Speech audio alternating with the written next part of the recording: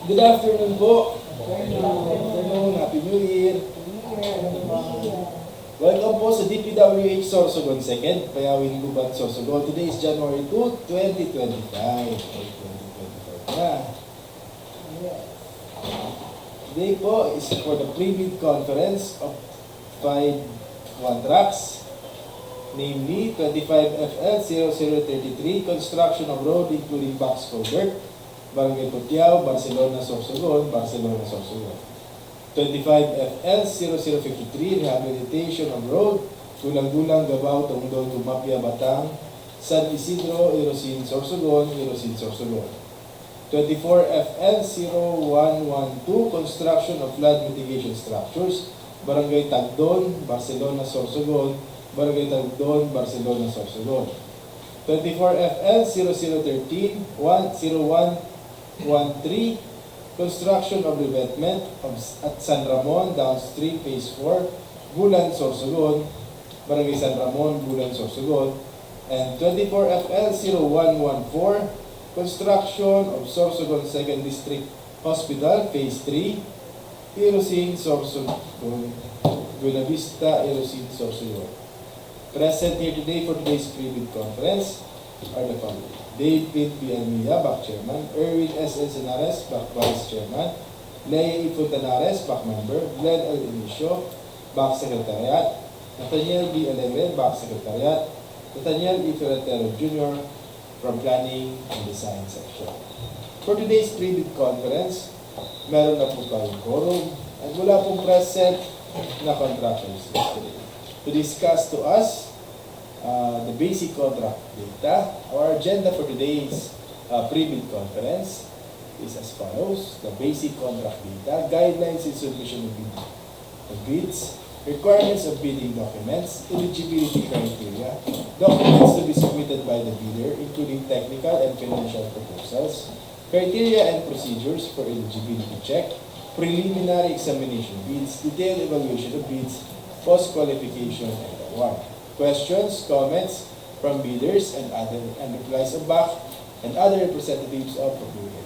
Summary proceedings including bid bookings, addenda to be issued, and other matters. To discuss the basic contract data, is Engineer Nathaniel E. Ferretero.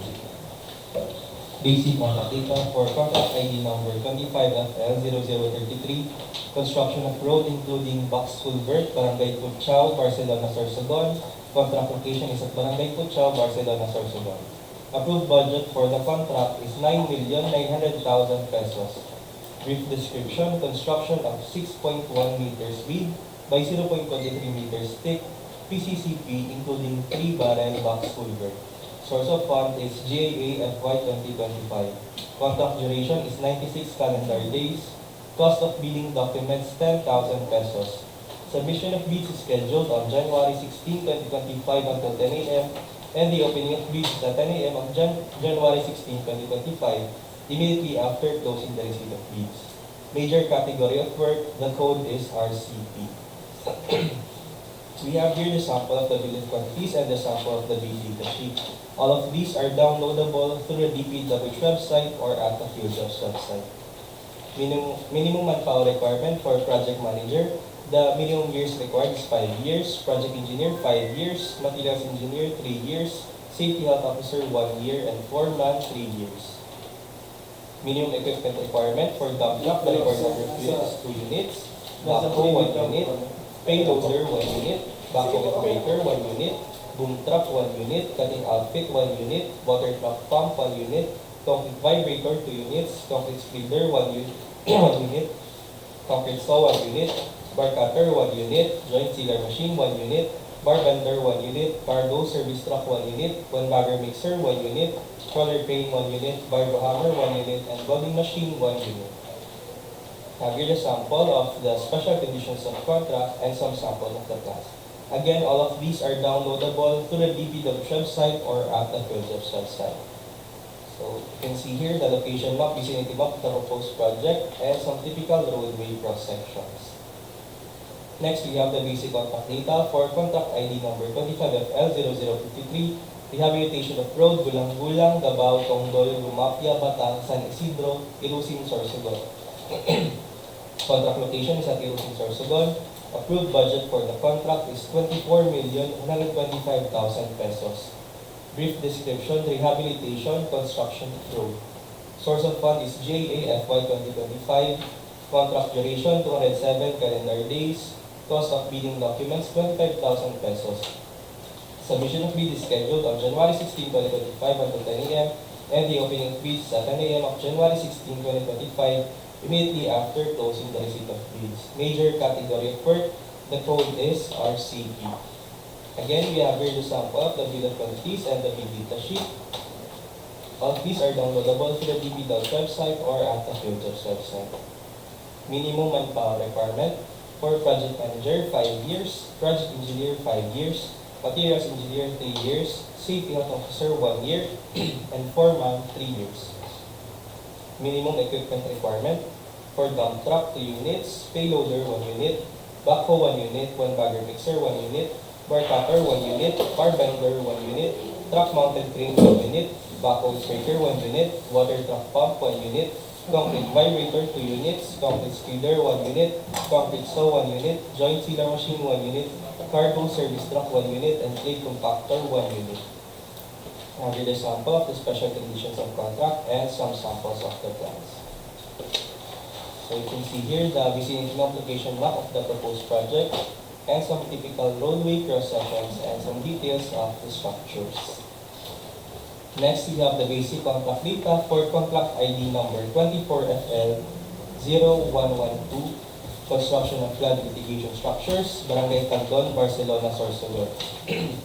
Contract location is at Barangay Tagdon, Barcelona, Sorsogon. Approved budget for the contract is 9,800,000 pesos. Brief description: construction of flood mitigation structures. Source of fund is GAA FY 2024. Contract duration 110 calendar days and the cost of filing documents is 10,000 pesos. Submission of bids is scheduled on January 16, 2025 until 10 a.m. and the opening of bids is at 10 a.m. of January 16, 2025 immediately after closing the receipt of bids. Major category of work, the code is FCDPS. We have here the sample of the bill of quantities and the bill data sheet. Again, all of these are downloadable through the DPWH website or at the FieldJobs website. Minimum manpower requirement for project manager 5 years, project engineer 5 years, materials engineer 3 years, safety health officer 1 year, and foreman 3 years. Minimum equipment requirement for cargo service truck 1 unit, water truck pump 1 unit, dump truck 2 units, payloader 1 unit, backhoe 1 unit, concrete vibrator 1 unit, bar cutter 1 unit, bar bender 1 unit, 1 bagger mixer 1 unit, crawler crane 1 unit, vibro hammer 1 unit, welding machine 1 unit, cutting outfit 1 unit, and plate compactor 1 unit. Again, the special conditions of contract and some samples of the plans. The location map, vicinity map of the proposed project, and the typical flood mitigation structure. Again, all of these are downloadable through the DPWH website or at the FieldJobs website. Next, we have the basic contract data for contract ID number 24FL0113, construction of Revetment at San Ramon, Downstream, Phase 4, Bulan, Sorsogon. Contract location is at Barangay San Ramon, Bulan, Sorsogon. Approved budget for the contract is 144,750,000 pesos. Brief description: construction of flood mitigation structures. Source of fund is GAA FY 2024. Cost of bidding documents, 50,000 pesos. Submission of bids is scheduled on January 17, 2025 until 10 a.m. and the opening of bids is at 10 a.m. of January 17, 2025 immediately after closing the receipt of bids. Major category of work, the code is FCBPS. Next is the basic contract data for contract ID number 24FL0114, construction of Sorsogon 2nd District Hospital, Phase 3, Irosin, Sorsogon. Contract location is at Barangay Buenavista, Irosin, Sorsogon. Approved budget for the contract is 144,750,000 pesos. Brief description: structural works for upper and lower ground level. Source of fund is FY 2024 GA. Cost of bidding documents, 50,000 pesos. Submission of bids is scheduled on January 17, 2025 until 10 a.m. and the opening of bids is at 10 a.m. of January 17, 2025 immediately after closing the receipt of bids.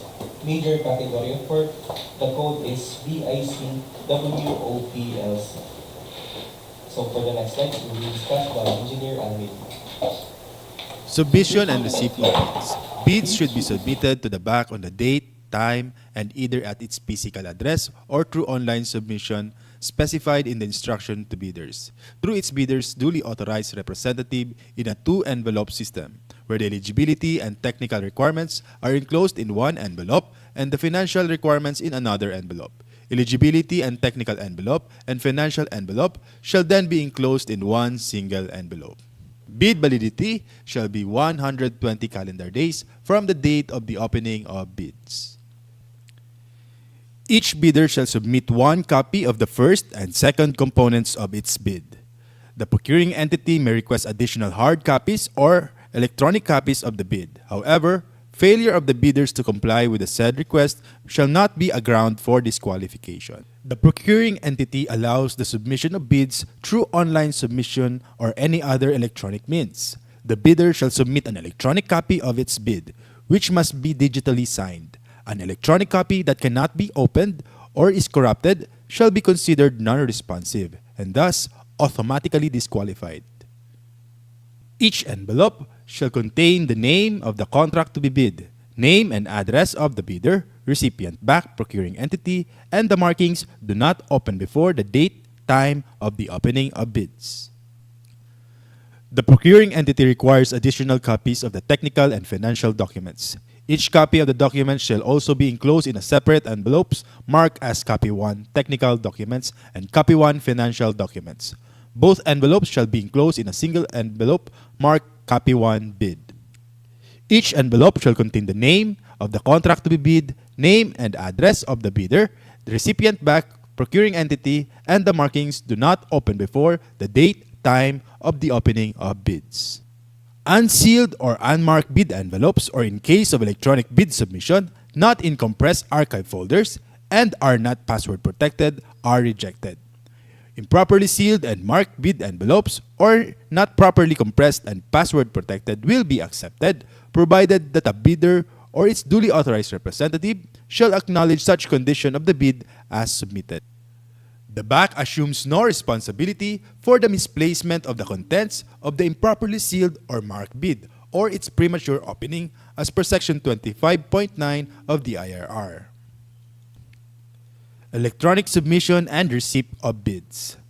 Meron po tayong two modes of submission of bid, either manual submission of bid or electronic submission of bid. A bidder may opt only one mode lang po sa pag-submit ng bid. For manual submission of bid, yan po ay sa Box Secretariat Office, DPWH Sorsogon, 2nd DO, Barangay Payawin, Gubat, Sorsogon. For electronic submission of bids, yan po ay sa electronicbids_sorsogon2 at dpwh.gov.ph. Guidelines through electronic means.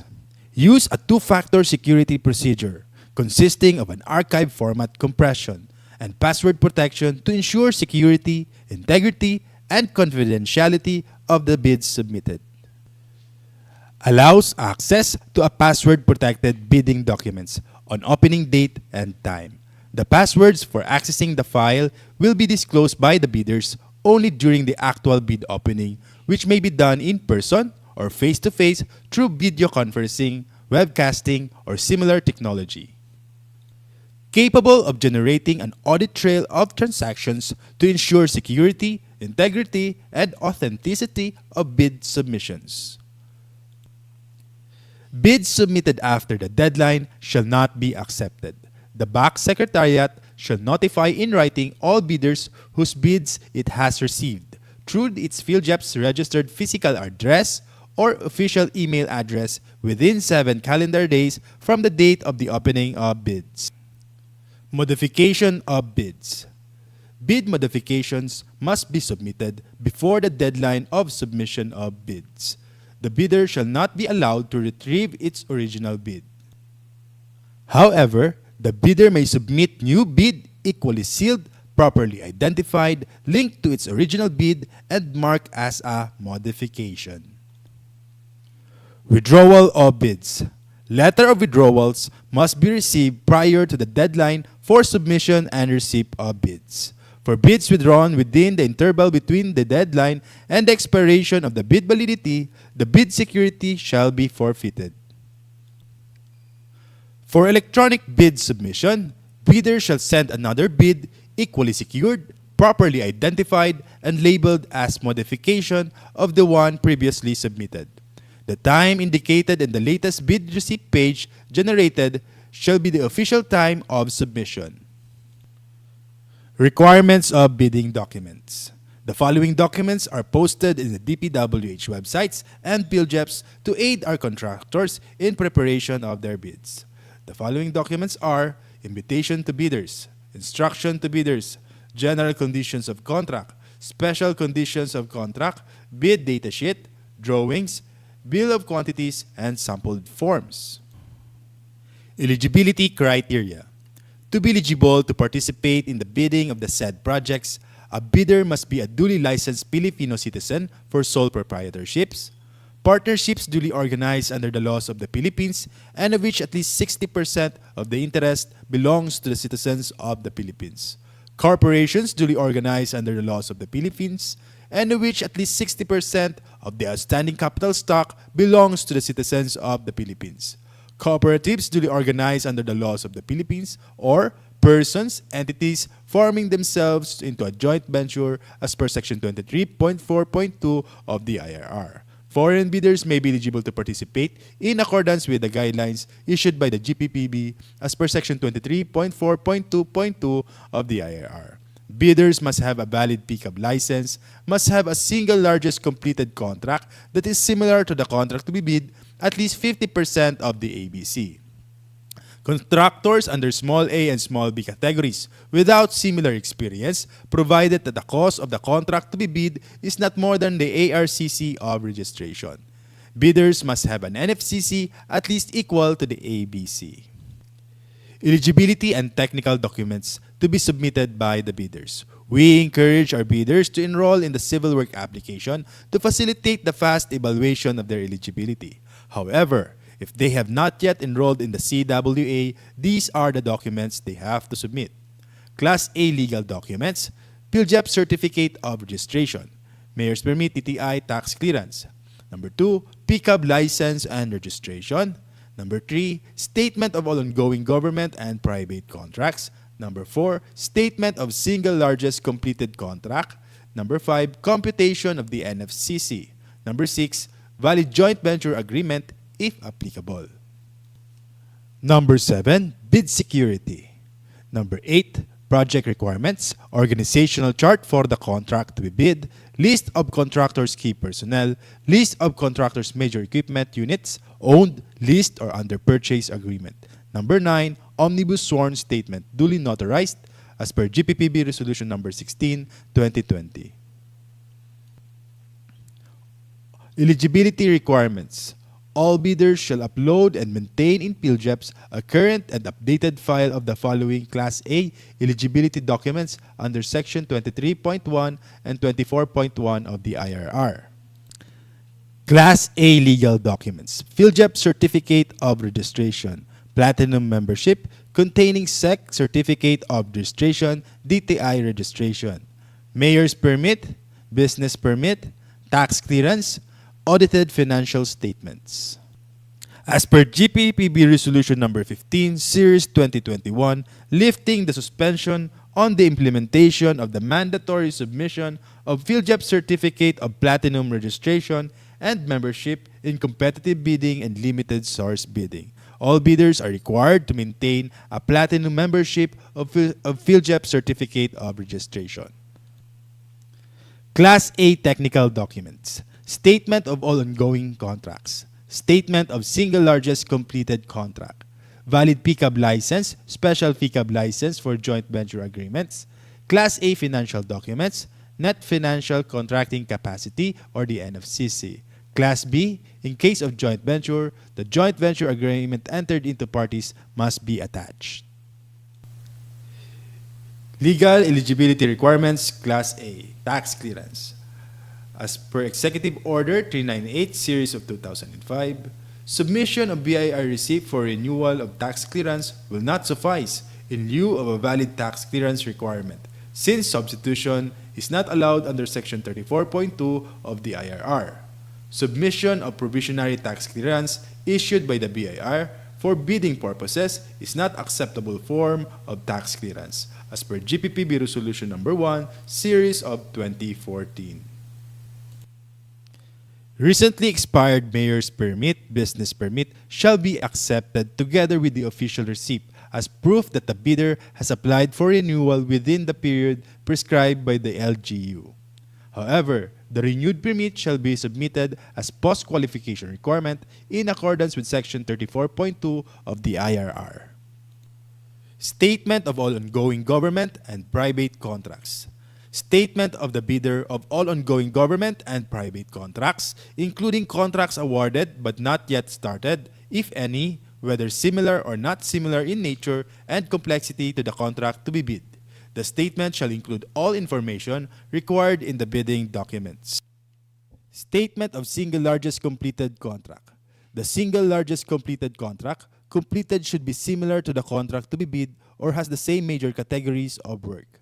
The single largest completed contract's value should be at least 50% of the ABC to be bid, upon adjustment of current prices using the PSA Consumer Price Indices. Contractors under small a and small b categories without similar experience on the contract may participate if the cost of the contract to be bid is not more than the ARCC of registration. The statement of single largest completed contract shall be supported by the owner's certificate of final acceptance, issued by the project owner other than the contractor, or a final rating of at least satisfactory in the constructor's performance evaluation system. In case of contracts with the private sector, an equivalent document shall be submitted. Philippine Contractors Accreditation Board PCAB license. Bidders must have a valid PCAB license or a special PCAB license for joint ventures. PCAB license should indicate the registration for the type and cost of the contract to be bid. Should be valid at the time of the deadline for the submission and opening of bids. Bid security. Bidders have the option to choose their preferred form of bid security. Only one form of bid security is required to be submitted. For cash or manager's check, bank draft, bank guarantee, or irrevocable letter of credit, 2%. For surety bond, callable upon demand, 5%, or you can use bid securing declaration. Please be guided of the GPPB Resolution Number 16, 2020 sa format ng bid securing declaration. Bid security in the form of bid securing declaration. Please be guided of the revised provision and revised penalties of the bid securing declaration as a form of bid security as per GPPB Resolution Number 16, 2020. Omnibus Sworn Statement. Revised Omnibus Sworn Statement as per GPPB Resolution Number 16 should include the following clauses. Any omission of the said clauses shall be grounds for disqualifications. The clauses should include the non-inclusion in the blacklist, authenticity of documents, verification authority, signatories authority, disclosure of relations, responsibilities of bidders, labor laws and standards, non-payment any commission, amount, fee, or any form of consideration in relation to any procurement project or activity. In case of advance payment was made or given, failure to perform or deliver any of the obligations and undertakings in the contract shall be sufficient grounds to constitute criminal liability. Second envelope, financial proposal. The second envelope shall contain bid form, summary of bid prices in the bill of quantities, detailed estimates including a summary sheet indicating the unit prices of materials, labor, and equipment, cash flow by quarter, month, and payment schedule, other documents required in the bidding documents. Please be guided of the GPPB Resolution Number 16, 2020 for the bid form. Detailed evaluation of bids. Unless the instruction to bidders specifically allows partial bids, those not providing all the required items shall be considered non-responsive. Placing no price is considered non-responsive. Specifying a zero or dash means it is offered for free. The purpose of the detailed evaluation of bids is to determine the lowest calculated bid by establishing the correct calculated prices of bids, ranking calculated total bid prices from lowest to highest. The method, a non-discretionary criterion, shall be used which shall include consideration of completeness of bids and minor arithmetical corrections. Results shall be contained in the abstract of bids. For the detailed evaluation of bid, in case of discrepancies between bid prices in figures and bid price in words, the bid price in words shall prevail. Total price per item versus the unit price for the item times the quantity, the unit price for the item times the quantity shall prevail. The stated total price versus the actual sum of prices of component items, the actual sum of prices of component items shall prevail. Unit cost in the detailed estimate versus the unit cost in the bill of quantities. The unit cost in the bill of quantities shall prevail. Reminders to all the bidders of our no-contract rule, prohibition of communication with bidders from bid evaluation until award of contract.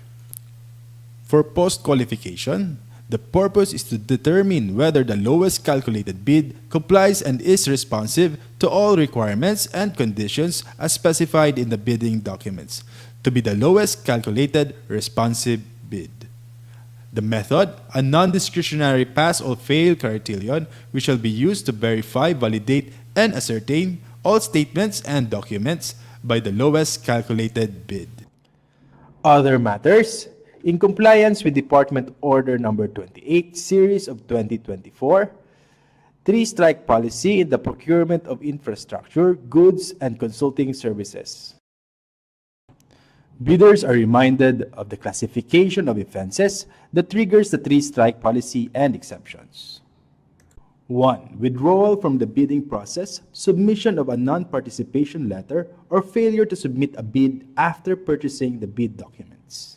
2. Submission of late bids without valid reasons, as determined by the bank. 3. Submission of patently insufficient bid, A. During eligibility screening and or shortlisting, B. During bid evaluation, C. During post-qualification. Enforcement of penalties. If a bidder commits any of the three major offenses, acts listed above 3 times within a year, and if these three offenses are of similar or identical nature, it will trigger the enforcement of administrative penalty, suspension from participating in all DPWH procurement activities and entering into contract with any DPWH procuring entity, blacklisting of the suspended bidder 1 year. Bidder will also face bid security forfeiture and must comply with the enforcement of the bid securing declarations condition. If a bidder commits another set of 3 similar offenses or more than 2 sets of 3 similar offenses instances where more than 6 offenses occur within the said 1 year time frame, bidder may be subjected in an increased penalty resulting in blacklisting for a period of 2 years. The effective duration for the penalty of either 1 or 2 years, as applicable, will be clearly stipulated in the blacklisting order, with the provision that the duration of the blacklisting shall not exceed a maximum period of 2 years, commencing on the date the blacklisting order is approved and issued by the Secretary. Due process and implementation. The BAC and its technical working group will meticulously verify the monthly consolidated strike report or its updated version at each stage of the procurement process. In line with the department's commitment to its quality objective of providing quality, safe, and environment-friendly public infrastructure facilities aimed at improving the life of every Filipino, Department Order 110 Series 2024, implementation of the ISO 9001-2015 certification requirement for large A, medium B, and medium A contractors in the procurement of infrastructure projects of the department is in effect. Bidders classified under pickup size range for large A with ARCC more than 300 million but less than 450 million, the effectivity of the said requirement will be on January 1, 2025. For medium B, more than 150 million but less than 300 million, the effectivity will be on July 1, 2025. And for medium A, with more than 30 million but less than 150 million, the effectivity will be on January 1, 2026. Department Order 118 Series of 2024.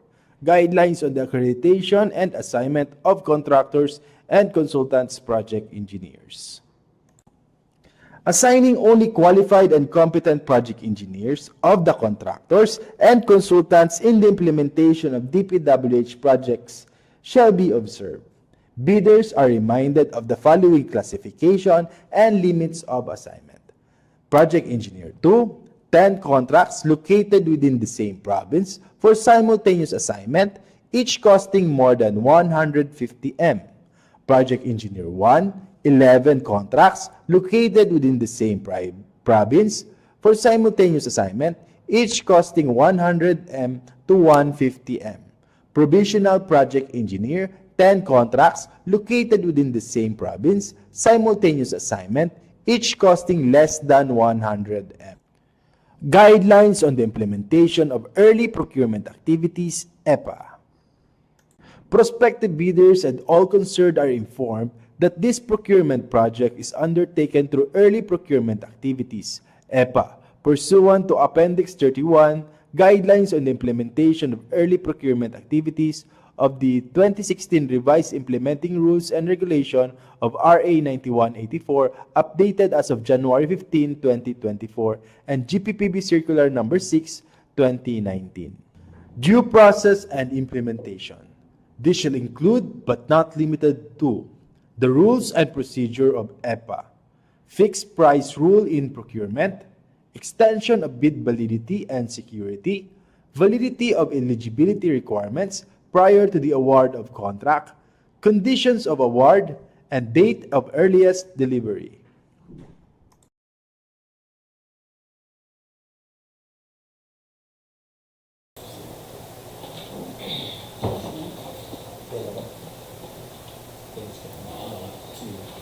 Basic contract data for 24FL 113.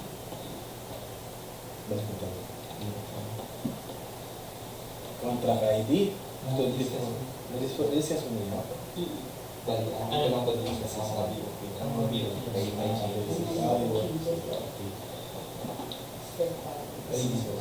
From Nagpagilang. So we have here the copy of the bill of quantities and the data sheet, and the minimum manpower requirements, and the minimum equipment requirements, special conditions of contract, and plans for the proposed project of 24FL0113. So we will be issuing a bid bulletin for contract ID number 24FL0113 and 0114. So again, for 24FL0114, here's a sample of the bid of quantities and the bid data sheet, the minimum manpower requirement, the minimum equipment requirement, the special conditions of contract, and some samples of the plans. Again, dahil po mag-issue kami ng bid bulletin, please stay tuned na lang po sa DPWH website or at the PhilJobs website para sa revised copies of these DEDs and the BOQ and the bid data sheet of the proposed projects. Okay po. So, meron na po tayong dalawang contracts na meron pa pong nag-undergo po siya sa evaluation ng plans. Tapos, nagpa-plate po kami ng change in plans, change in total area of building, total calendar days, total quantities of all items. So, maglalabas po ang DPWH Sorsogon 2 ng bid bulletin. So, please be advised po. Reminders naman po doon po sa assignment ng project engineer sa DPWH project. Meron po tayong suspension of Department Order 148 Series 2024. So, ang mag-handle na lang the implementation of and construction of buildings and bridges, dapat po accredited pa rin po na project engineer ang ilalagay natin na project engineer. Okay? Diba? Opo. Sa bridges. Department Order, Suspension of Department Order number 148 series shall not apply to the implementation and construction of buildings and bridges. So sa roads, sa mga river controls, pwede po i-assign natin yung hindi accredited. Pero in cases po ng buildings and bridges, dapat po accredited na project engineer po. With corresponding po sa cost ng project and sa corresponding po sa accreditation din ng ating mga project engineers. Dagdag ko po.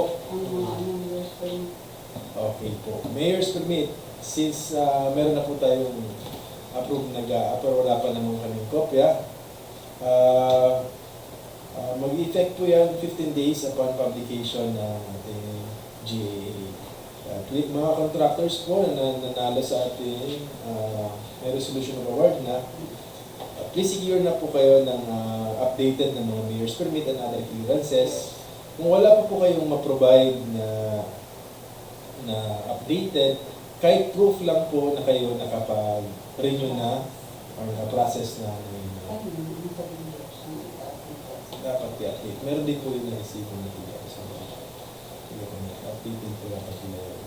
So, basta meron pong proof, halimbawa, resibo, receipt na letter ngayon, pwede po yun. So,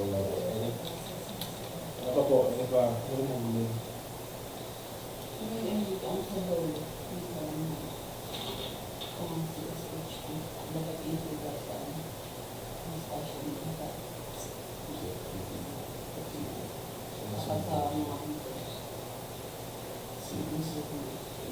Kasama sa kontrata. Additional documents sa kontrata. Discuss din ngayon po. So, any comments po? That question po sa ating mga leaders. So, since we have no more matters to discuss, this pre-bid conference natin. Salamat. Wala nag-question dyan sa akin.